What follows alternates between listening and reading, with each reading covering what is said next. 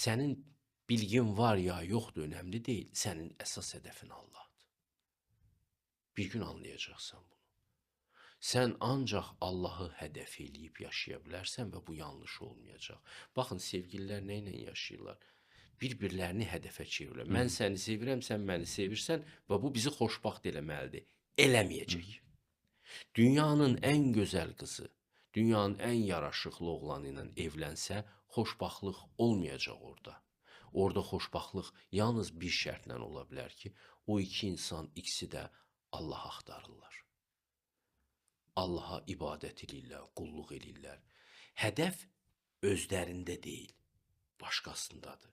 Və ona görə sevgililər bir-birini Allahlaşdıranda, bütə çevirəndə, burada mütləq fiyasko olur. Mütləq. Bəzən insanlar şikayət edirlər, biri ərindən şikayət edir, o birisi arvadından şikayət edir, kifayət qədər diqqətin olmamasından, nə bilim nədən.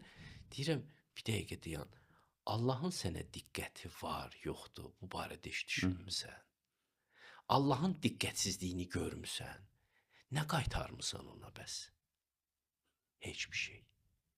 Sən heç bu barədə düşünmürsən də. Ərindən diqqət umursan. Və ya məsəl üçün qadını hədəfə çevirir, qısqanclıqdan boğulur, ölür sonra. İnarsız, bir qadını hədəfə çevirir, bütün fikri odur, zikri odur.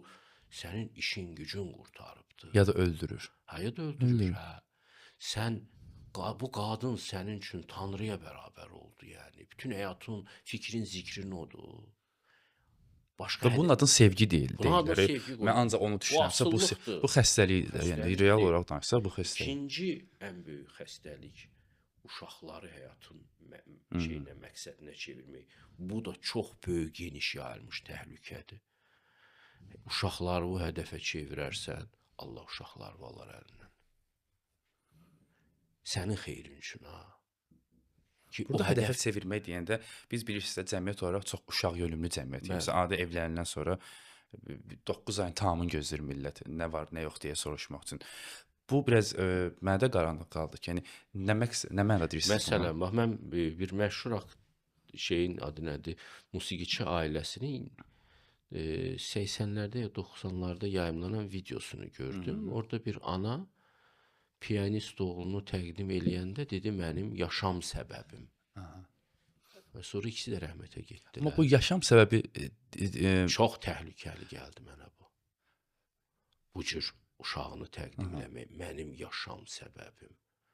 Sən onu Tanrı səviyyəsində təsdiqləyirsən.